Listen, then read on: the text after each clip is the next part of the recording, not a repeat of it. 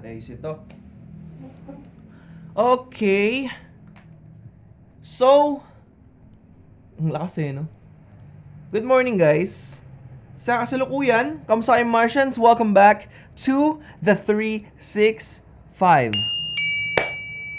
Ang dilim. Sorry ang dilim. Okay, so for today's video, Martians, nagising ako dahil sa client meeting. So, ayun. Hindi ko na sasabihin kung sino tong client ko, pero nasa negotiating terms kami. At long-term client ko na sila. So, ito yung tatandaan nyo, pagdating sa mga long-term clients, dapat every year, yung presyo nyo is tumataas. Pero not too much. Pero dapat din every year, nag-upgrade kayo ng gamit as a professional videographer, photographer. Every single year, dapat meron kayong ina-upgrade kahit isa lang yan. Kahit worth 10k lang yan, 20k. On my end, siguro ang in-upgrade ko, 3 lens. Itong Laowa, 48,900. Sigma 35mm, 43,000. At yung Sigma 28-105 f2.8, 94,000. So, tapos nag-upgrade pa tayo ng mic, 11,700 pesos. Nagdagdag tayo ng another stainless steel stands. So, nasa around 3k yun. So, sabihin natin yung upgrades ko ay... Wait lang, kukumputin ko. Yung mga nagastos ko na. So, 94,000. Yun, ang nagastos ko na po, and this coming January pa lang, and part nitong February, is 203,599 pesos. Yan yung halaga ng perang ininvest ko from the start of this year for the projects na darating ngayong taon. So, lahat yan fully paid na. Ayun. Yan talaga. Kailangan mo mag-invest. Kung kukumputin ko pa to, i-add ko pa yung value ng A7S III na 196,000 nung binili ko. Diba? Ganito yan kasi Martians, 196. Pang. Plus yung laptop pa pang edit, 109,000 bili ko dito. Pang. Wala pa dito yung mga ilaw, yung mga tube lights, yung gimbal, pati pala yung gimbal. Wait lang, 25,000 yung gimbal eh. Okay, so, yun nga, saan tayo? Gimbal, laptop, sama na natin yung halaga ng drone na binili ko, nasa 55,000 ata yung binili ko nun. Oh. Tapos, yung ilaw ay nasa, yung isang 300 watts na ilaw, nasa, ulit ako compute. Hindi, type natin sa type natin sa Excel sheet. Wait lang Ba't ko binibigay itong breakdown sa inyo na to? Importante to, guys. To be honest, ganito ko kino-compute yung TF ko. TF ko alone. Ito, lagay natin. Sony A7S III. Wait lang. Sony A7S III. Napakaliit naman ng Grabe no, diretsuhan, kaagising pa lang advice agad. Syempre kailangan to kasi syempre hindi naman pwede puro liwa-liwang makikita nyo sa akin. Minsan syempre yung mga technical stuff about sa mga shooting, about sa editing, kung may mga tanong kayo, ganun. Wala kayo mahiya magtanong, sasagutin ko yan. Pero sasagutin ko yan ng pabalang. Joke lang. Pero sasagutin ko yan ng maayos. Wait lang. Sigma 35... Laowa, buisit no? Biglang nag-invest. Pero kasi itong Laowa, super duper laking tulong nito for my workflow. Hindi ko lang to na-realize before kasi nga madalas napapansin ko, paborito ko, real estate corporate. Doon ako madalas. Kasi masaya, tsaka ang ganda. Iba yung passion din doon sa ganung klaseng work. Sige, lagay na natin pati yung gimbal. Price ng gimbal. Gimbal. RS4. MacBook Pro. Ito na yung ilalagay na natin yung amount na na-invest ko na total. MacBook Pro drone. RS3.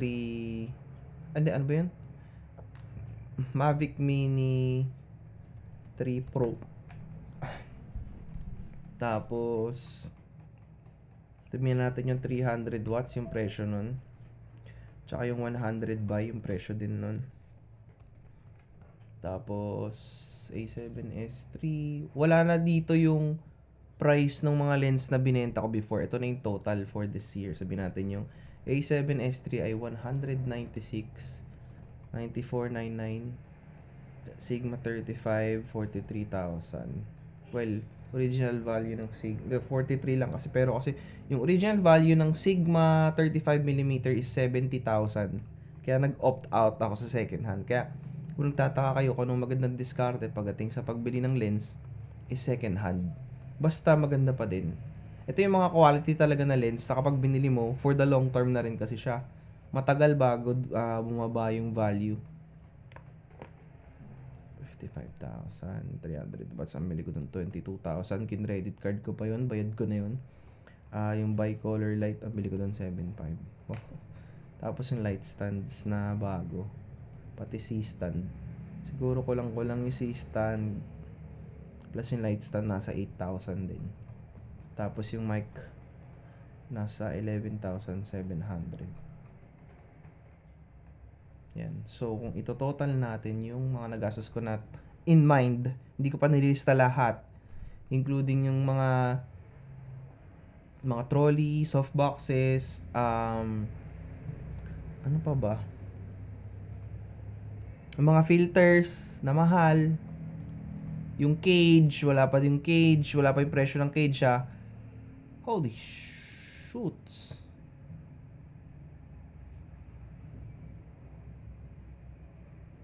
Paano naging ganito yung presyo ko? Yung pala may OA. Ito yung total na nagagastos ko by mind Ito yung alam ko. Tapos tinabi ko lang yung presyo. 621,099. Wala pa yung mga ibang bagay. Yung mga ibang gamit. Wala pa. Kumbaga parang ang nakalagay pa lang dito sa mga to, sa listahan na to, yung mga daily drivers ko. Like, yung ilaw, yung mga light stand, itong microphone, 300 watts na ilaw, yung drone, yung MacBook Pro, na which is araw-araw din, gimbal na RS4, 3 lente, at yung isang body. 621,099. Diba? Paano ko nakakawa ng ganyang kalaking pera? Anong pinaggagawa ko sa buhay ko? Siyempre, nag-shoot. Pero, siyempre, yun nga, from the start, dapat, nag-a-advise kayo, nag-i-invest talaga kayo. Hindi pwedeng one full set of gear, tapos ilang years mo na gagamitin. Siguro yung mga veterano, ganun sila kasi magaling na sila. Pero para sa akin kasi, I do this for my long-term clients. Para, alam mo yun, para hindi naman sila lugi. Kung magtataas ako every year, walang dahilan. Kasi kung hindi naman ako nag-upgrade. Pero, nag-upgrade ako every year as much as I can. Para every year din talaga to, yung may pa-project ng mga long terms ko, I expect nila na mas gumanda. Hindi bumaba, hindi pumangit, hindi same. Mas gumanda yung quality. We're putting in high-end glass for all of these outputs. Kaya, alam nyo kung lalabas yung Sony A7S IV, sureball sa unang araw bibili ako niyan. Iaano ko yan. Kukunin ko agad yung A7S IV na yan. Kasi, alam mo yun, syempre, para pwede pa mag-stabilize ng price. Kasi sa career din na to, dito, especially dito sa Pilipinas, sobrang hirap magbigay ng totoo mong presyo, yung komportable ka. Kasi nasa Pilipinas ka eh. Pero sa ibang bansa, may one time ako na client, I got paid in USD. Suabe, sulit naman. Talagang worth it yung tinrabaho ko, yung pinawis ko, yung pinagod ko, super duper worth it niya. Pero ngayon this year, I'm looking towards mag-a-add ako ng isa pang camera, Bcam natin at saka pang photo natin, para may pang photo na tayo. Possible na gawin din nating vlogging cam para itong S3 super, alam mo, pahinga muna siya kasi sobrang daily driver na siya eh. Baka matagtag siya masyado. Pero yun nga, magdadagdag tayo ng photocam, syempre, para high-end pa yung thumbnails natin, tas ang gaganda pa ng lente natin. Siguro kung magdadagdag man ako ng lente, macro lens, isa, tsaka slider. Dapat bibili ako ng slider last year din, nung December, pero wala, hindi ko na na-push. Kasi nag-focus talaga ako dito sa mga lente, tsaka sa mga other investments. Or kailangan magtabi mo muna para sa sarili, syempre. So, ayun. Inuulit ko, nagastos ko na 621,099. For sure, hindi lang ako yung nakagastos ng ganito. Marami na rin professional shooters. Yung iba almost 1 million na siguro yung nagastos dahil hindi pa to itong setup ko para sa akin. Ano lang to. Nasa ano na ako eh. Class S na. Medyo nasa class S na ako ng level ng mga gamit. Medyo. Pero para sa akin may mas ultimate pa. Kumbaga parang class S tier 1 lang to. Hindi pa to yung upper tiers. May mas mataas pa dito. Ito yung pinaka-komportableng run and gun setup na pwedeng kayang kumasa sa professional corporate level setup. Ito, especially sa lens, sa lineup ng lente ko ngayon. Parang nakakuha ako ng, alam mo yun, ng big 3 sa isang basketball team. Parang ganun. But anyways, today is another day, Martians. Nasimulan ko kayo na binyagan ko kayo ng matagal, no? Pero sana na-enjoy niyo pati yung vlog kahapon. So far, wala pa naman nagko-comment sa video natin for a shout-out. Or, tingnan natin kung may nag-comment na. Wait lang, lilipitin ko pa yung pinaghigaan ko. Baka, ano eh. Taas ng retention ng video natin, ha? Previous upload, ha? So far, isa pa lang nagko-comment. Okay, ito na lang. Big shout-out to It's Met J. Distortion lang ang dahilan kaya di ko binili ang 10mm loads. Pero other than that, it's a good lens. Ewan ko, kaya nga kasi wide. May distortion talaga. Wala ka namang makikitang ultra wide na walang distortion. Paano may na-expect na magiging... Ito na yun eh. Ito yung best. Syempre mas magdi-distort pag lumapit ka kasi nga wide. Kumbaga parang magpipish eye yan. Pero kung ito normal, it's a wide lens. Ewan ko. At saka sobrang sharp. Para sa akin, ang sharp ng lens na to. Sobrang ganda niya, sobrang efficient niya, ang gaan niya, maliit siya. And siguro kaya all this time, simula na nag-Sony A64 ako, all throughout my vlogging career, nakaano ako, yung isang lens lang, naka-prime. Siguro hinasa ako para dito sa setup na to. Kasi before Sigma 16 f1.4, yun lang. Tapos may wide lens converter.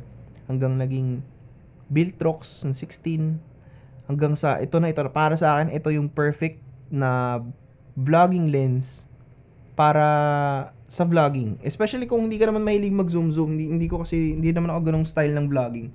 More on ganito yung style natin, daily vlog immediately. At saka kung papansinin nyo guys yung mga uploads pala natin, no? Gusto ko yung pasalamatan kasi 100 Martians na yung nanonood sa atin. Nung una, 20 lang, 30, 50, ngayon 100 na. Gusto ko lang i-call yung attention nyo na super duper sa bawat comments nyo, sa bawat likes nyo, nakakagaan ng loob. At alam ko may patutunguhan tong ginagawa natin 365 at alam ng puso ko na hindi tayo papalya ng upload kahit isang beses. Super duper late lang ng upload ko, mga 1:00. Pero, so, yung pinanood nyo na vlog na kahapon, for today, 2 yung papanoorin yung vlog. At kung papansinin nyo, ewan ko kung sa inyo, sa nanonood na 100 Martian, sana kung natatapos nyo man yung vlog, parang may something na sa mga long form videos na nahuhook ako. It's not about the editing na, it's not about how hype the vlog is.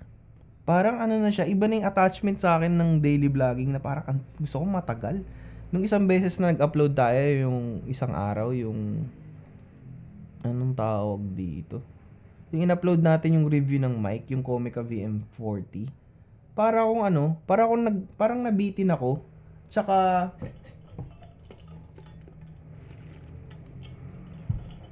parang kasalanan, guys, na mag-upload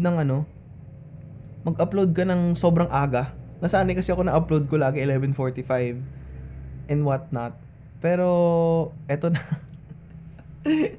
Tara na, muna tayo, kilos muna tayo for the day, entertain muna tayo ng mga much more clients kasi sobrang dami nagpi-PM. So, Tsaka kailangan natin bayaran yung ad account natin kasi nga na-stop ata kasi hindi ko pa nalalagyan ng balance. So, kilos-kilos, ayos-ayos muna tayo tsaka workout muna tayo. So, let's go.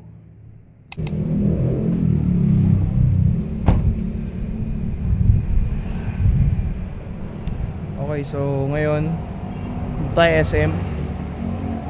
Nakapag-workout naman ako pero alam mo yun, kalagitnaan may client meeting pa ako. So far puro tayo meeting today. Syempre hindi ko naman pwede i-vlog yun, bawal yun, private yun eh. Pero alam mo yun, gumagana ang kapangyarihan ng nasa taas. Nilalatag niya ang para sa atin. Yun lang masasabi ko. Pero ngayon, after 20 hours na ng fasting, naka 20 hours na ako. Pruweba guys. So, naka-timer kasi ang fasting ko.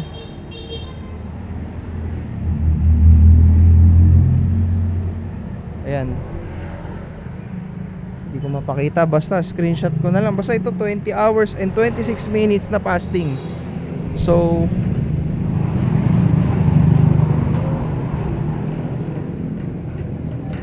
sabay lang ako sa parents ko sa SM. Dito na ako sa kabila.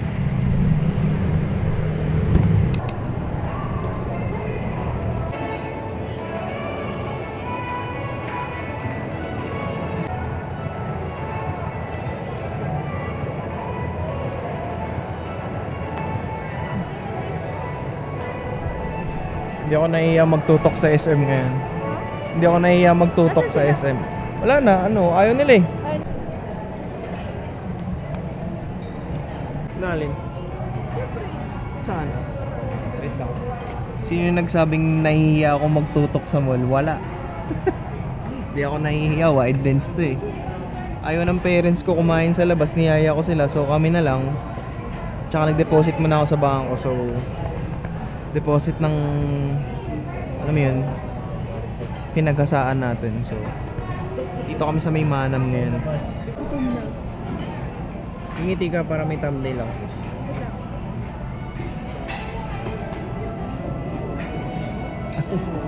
Alang yung ngiti yun. Alang yung ngiti yun. Sinuntok?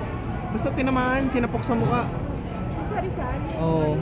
Guys, nakita ko yun guys, may recent na viral ngayon yung yung bading na na na sumigaw sa bundok, minuras, sinapak ng caretaker.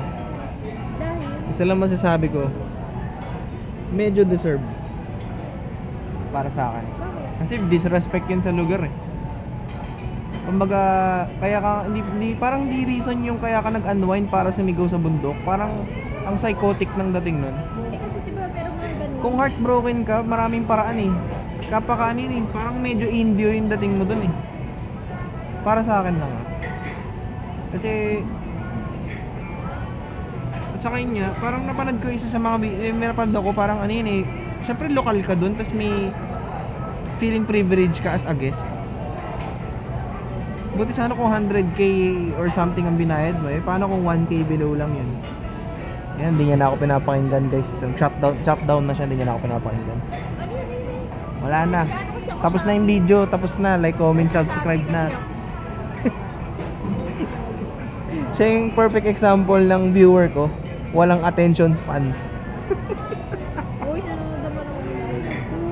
Hindi, pero yun nga yun. Parang overprivileged kasi yung nagsisisigaw ka sa bundok. Parang dapat mahiya ka kasi hindi naman sa'yo yun. Baka nga paano kung sumigaw ka tapos tinamaan ka ng kidlat, nag-respond sa'yo pabalik yung bundok, tinamaan ka ng ligaw na bato. Yung nagagawa ng pelikula, kakanood yun ng TV yan eh. Hindi naman. Pero ano yun? May mga nag-iba na bawal sumigaw. Na quiet lang sa place. Pero respect kasi sa nature. Para sa akin, respect sa nature. Paano kung tinamaan ka nga ng kidlat bigla? O tinamaan ka ligaw na bato? Bumanti sa'yo yung nature. Pinaguho yung sahig. Alam mo yun? Tsaka hindi kang nataga dun kasi hindi sa'yo yun. So anong right mo para sumigaw ng gano'n? Kung tutusin, disturbance yun eh. Baka may mga natutulog pa na ibang tao, may bata, may call center na natutulog pa kasi may shift ng gabi. Shout out sa mga night shift. Wala lang, naisip ko lang. Pero alam niyo Martians, yung isa sa mga nakakatawa dun. Kung siguro artista yung sumigaw, baka hindi yun sinapak. Random person kasi. Na nairita siguro yung may-ari, yung caretaker.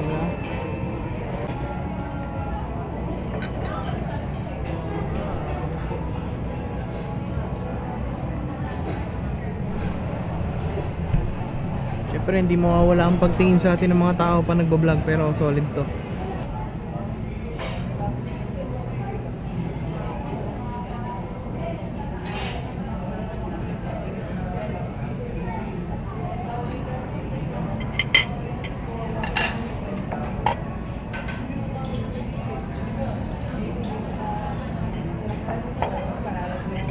Tagal niya, sumiyar pa siya.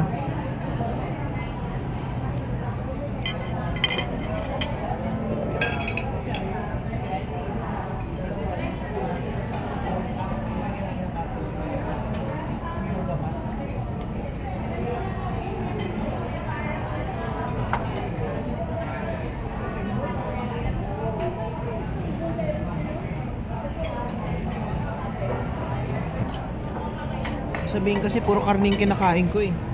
Yung mga nanonood ng huhusga, lagi na lang karning kinakain yung anak mo. Isda ka naman. Ayan ah. Sinigang na ulo ng salmon. Ano kaya yung sasawa na yun? Gabi? Ay wow, may pa ganun.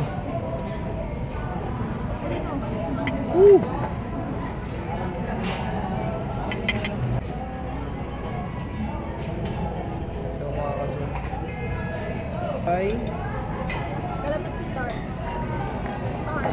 calamansi tart. Tsaka puto bungbong. December pa rin kasi. Gusto ko siya, ikaw ayaw mo ng ganito eh. Para siyang lemon square. Masarap. Okay guys, bayaran na. So far solid. So another fasting na naman ulit ng 20 or 16 hours lang. Si Ninang oh. Si Ninang. Kita si Ninang ngayon. Ay. Okay, so tas lang namin kumain. Ito ang go-to spot namin dito sa SM Manam. Best Filipino food. Ah, ano yun? Mag-Cebu kaya tayo, tapos ano no? Someday guys, sasakyan na to. Someday. Bro. Tara. Ay, dalo ka sa atin.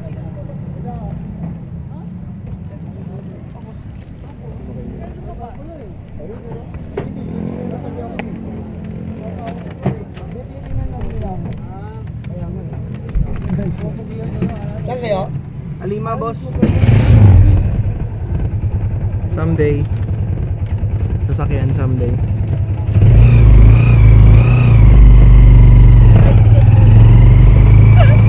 Tricycle muna kami ngayon. It's either tricycle or grab. Someday sasakyan na namin. So sa mga hindi pa nakakalam, itong A7S3 ISO 128,000. Super dilim na sa part na to. Ganito yung performance niya. Ito ang perfect na vlogging cam para sa akin, A7S3. Pero by the way guys, no, sa mga nanonood, sana okay kayo today. And I'm sending you nothing but blessing and abundance. Of course, sharing you guys good vibes para lagi tayong okay. Kaya don't forget to subscribe. 70% ng viewers natin hindi nakasubscribe, so sayang naman, Martians.